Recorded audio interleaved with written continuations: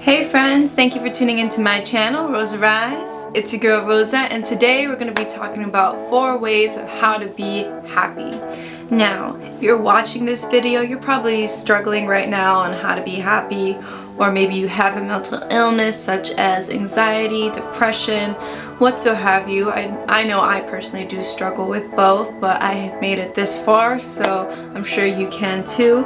Of course, this does not substitute treatment for those mental illnesses such as medication or seeking professional help, so please continue to do so if you do. But hopefully these are ways for you to personally make yourself better and get the power back to be happy. These are personal ways that help me find happiness and me to be happy and remind myself to be happy. But of course, I'm sure you guys have ways to make yourself happy. So please comment down below what makes you happy. How do you find happiness? And how can you help others find happiness? I'm sure we'll all love to hear that. So please do share. And if this video does resonate, please like and subscribe. But without further ado, let's start with 4 ways on how to be happy.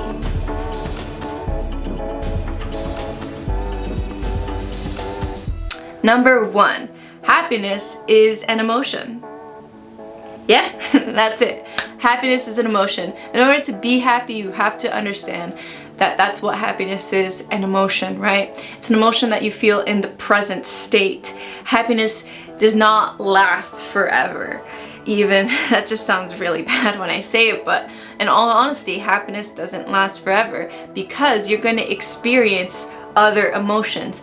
That is simply the goal of life, right? Is to experience life, is the journey, right? You can't always be happy, right? Because then what is happiness, right? Then you can't appreciate happiness more if you're always happy. Same with good and bad or light or dark, right? If everything was good, then no one really know what good is. It would lose its meaning until you know what experience of bad. Until you experience the bad, then oh yeah, that was the other situation was good, or vice versa. So happiness is an emotion, and there are good and bad emotions, so you have to kind of be in the present to experience happiness, right? And so happiness is an emotion. It is not an attainment. It is not ending, right? It's not happily ever after. That's it, I'm happy forever. That's just simply not the case. You're going to experience other emotions regardless of what you have and what you don't have.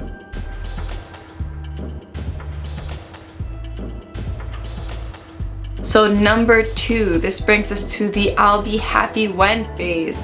The reason why a lot of people are unhappy is because they haven't achieved their goal, whatever that attainment is. Happiness, like number 1, is an emotion. It's not an attainment, right? And people give their power of happiness away because they don't have this specific thing that's happening or that's gonna happen maybe in the long run, right? But until they have it, you're subconsciously telling your brain, your mind, I can't be happy because it hasn't happened yet, right? You're not consciously telling yourself that. But subconsciously, if you're in the constant state of stress, of the fight or flight, where you're kind of fleeing your reality until this reality happens, or until this goal happens, you are subconsciously telling your mind, oh, this hasn't happened yet. That means I must be miserable, right? And if you are into the law of attraction or manifestation, it's counterintuitive, right? I'll be happy when, right? You're supposed to embody, when you're trying to manifest, you're supposed to embody the situation as if it's already happening, right? Honestly, that's very hard to do, but this is not that kind of video. But what I'm saying is that you kind of, going back, you have to be present. You're gonna hear me say this a lot, is to be present, and that should be one of the steps. But it just ties into all the 4 steps. So like we said in number 1, happiness is an emotion, and emotions don't last forever. And also that 2, it's not an attainment.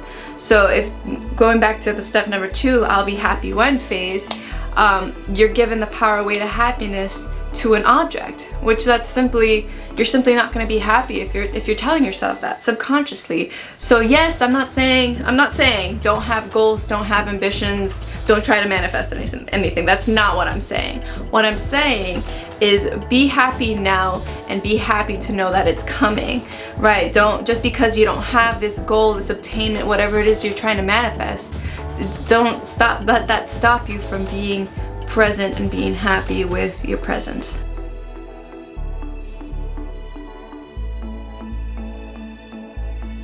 Number 3, you can't be happy if you're feeling other opposite emotions, right?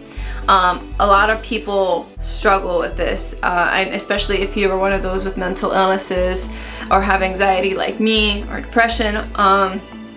If you're feeling the opposite emotion, you're not gonna feel the positive. So if you're feeling a negative emotion, you're not gonna feel the positive. If you're feeling a positive emotion, you're not gonna feel a negative until there is a trigger or a cue, right? But until that happens, you're gonna have to write out the emotion until something happens, until it gets better, until something changes. So if you ever talk to a friend, right, when you're in a negative state, like let's say you're angry and you're talking to somebody because you just want to vent, sometimes you just have to let it out when you're in a negative state of mind, and then they try to give you advice or they try to help you, don't you kind of naturally just get even more angry, right? So that's the situation. You can't be happy if you're feeling angry, right? You can be happy if you're feeling love, if you're feeling grateful, because those are same positive emotions. So you can, whenever you're feeling those other positive emotions, realize, oh my God, I'm happy too. But if you're in a negative state of mind, and this is kind of, and I'm going to be actually creating another video on what to do when you're in a negative video. So if you haven't already, hit the like, subscribe, and hit the notification button to get notified when I release this video on what to do when you're experiencing negative emotion. Probably title it something different. But just to tell you, like right now, what to do when you're in a negative emotion, you kind of have to, again, this sounds really bad, ride it out until there is a cue or a change that puts you back into the opposite, the positive emotion. Because like I said earlier, if you are in a negative emotion and you are trying and you're putting yourself down because, oh, I should be, like for example, anxiety. If I'm experiencing stress and anxiety and someone's telling you, calm down, there's like so much good, or if you're telling yourself that I should be happy right now, I'm trying to manifest, I should be in the high vibrational state, you're fighting yourself and you're making it worse, right? If you have a negative emotion and you're trying to combat it with a positive, it's not gonna work out. I'm gonna tell you that right now. So what to do if you are in a negative emotion, write it out for now. It's not gonna last forever. Remember, emotions don't last forever. You're gonna get through this, right? Know the trigger. Emotions are habitual, and with a lot of habits or cues, there's a trigger. So I suggest is to do something to cue yourself to feel something else. So do something that will make you feel better, whether that is, I automatically feel better if I drink a coffee or a tea, have some water, or play video games, music, whatever it is. But forcing yourself to be happy, like if none of that works, then you just have to write it out. I mean, it sounds really bad. But stay tuned for the other video, because there is, I think, another 4 steps on how to get over this negative situation that I'll be releasing shortly. So don't forget to hit the notification button.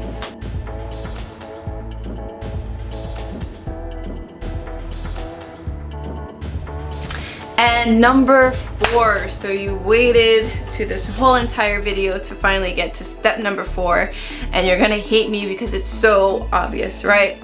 Because I've been saying it, and it is gratitude. So I know a lot of people hear this all the time, and as I mentioned before, if you're feeling a negative emotion, you're not gonna feel like feeling grateful, right? You're not gonna feel like being an opposite one. So I'm not telling you, if you are in a negative mindset or a negative emotion, that feeling grateful will stop you, because no, like we said before, if you are in a negative emotion, you kind of have to ride that emotion out and get that trigger to go back to the other emotion, and no rush, that'll happen at any time. But the reason why I incorporated gratitude as step number 4 is because if you constantly get in the habit of being grateful, you are more likely to be happy, right? A positive emotion, a like-minded emotion, and have that as an identity, right? So you kind of have to have that habit of gratitude, and there's ways to do this. So there's 2 techniques really to learn how to be more grateful, and Emily Fletcher talks about watering the flower technique, which is very similar to the saying, energy goes where attention flows. No, energy flows where attention goes, so that's the one. But anyways, if you're paying attention to these negative emotions or these things that's happened to you that's bad, you're essentially watering the weeds. You're putting the energy towards the weeds. What you want to do is water the flowers. So you have to think about and put energy to something good, something that you're grateful for, something that you love, something that makes you happy, right? So then what I recommend to do is to, and you've probably heard other people say this, is to write it down. You can start a gratitude journal, which really every day you start writing down everything that you're grateful for that day, or start writing down things that make you happy, right? Even though they're sort of the same thing, but what makes you happy for when you are in the negative mindset and you're ready to transition out of that, you can start doing things that make you happy. It's not good writing down things that you're grateful for. Trust me, if you are in a negative state of mind, it is not going to help you. Even reading things won't help you. But what this does is it gets you in the habit. And this is the other technique that I want to talk about, which is from Jim Kwik. He's a brain coach.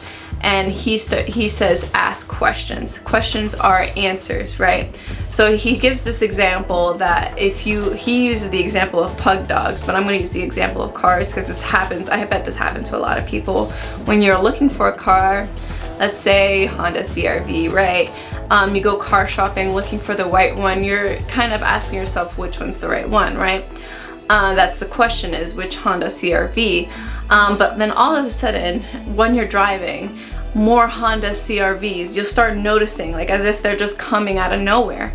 And before, you haven't noticed these Honda CR-Vs, these cars, but now all of a sudden, because you're car shopping, you're noticing the brand, make and model of the car a lot more, right? So this is because you're asking yourself the question and your brain is looking for the answer. The same goes with gratitude. If you ask yourself, what am I grateful for?